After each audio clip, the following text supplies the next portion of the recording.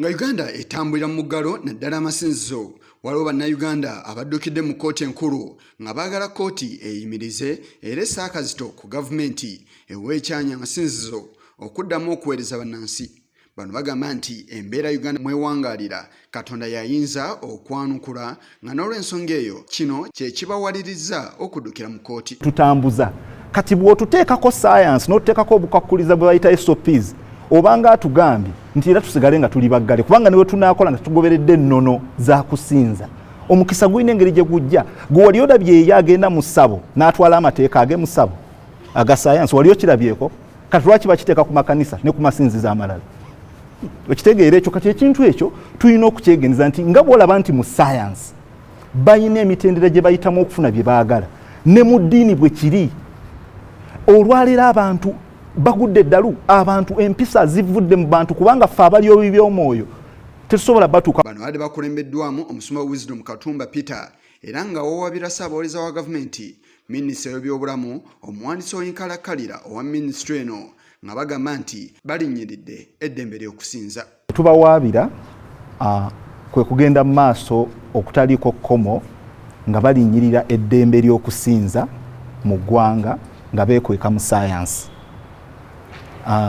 Bulijjo na bulijjo ekitundu ekisinga ku nsi yonna eky'abantu balina eddiini gye bakkiririzaamu ate era nga ne ssemateeka tugamba nti ddembe lyaffe okusinza mu nsi yaffe. Kaakati olwaleero tutaddeyo nga tuwakanya ebibadde bigenda mu maaso kubanga baggalwa amakasa kabaweke. Bano era balaze nga bwe kitali kirungi okuggulawo abalala ate amasinzizo ne galekebwa emabega era nti n'emikutu gimukwanira wala egiriwo nti gye bandiyiseemu okubunyisa enjiri nagyo giriko emisolo. Nabona batugamba okukozesa online kati kambabuulire ekintu kya online ekyo bantu bameka mu byalo wano mu Uganda balina internet. Njagala okirowoozeeko bantu bameka abamanyi ne internet bwekola nti kati nze olwale waliwo abamanyi mu kibuga naye ate waliwo bembuulira abava mu byalo kati bo omuntu omulala bwe yeerimbika mu internet n'amulimba ye anamanya atya nti yosiye mutuufu n'amubbako ssente.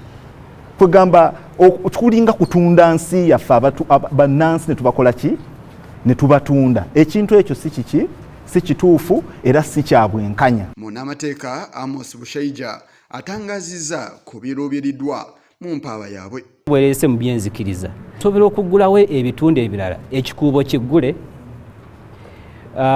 osobola okuyingira mu taxi ne mutuulamu haafu nimba awo tosobola kusaasaanya bulwadde naye church ate erimu organized mo n'amasinzizo gwo nti bagawadde ennaku ate endala 6 n'olwekyo kyetuve kulantu wange kyekimulese mu kkooti nti gavumenti eggulewo amasinzizo abantu baddemu eddembe lyabwe ery'okusinza nga bwe liwaweebwa ssemateeka kuba gavumenti baddemu balyeyagaliremu. Kigongo ku lwa Channel 44 Oleggulo.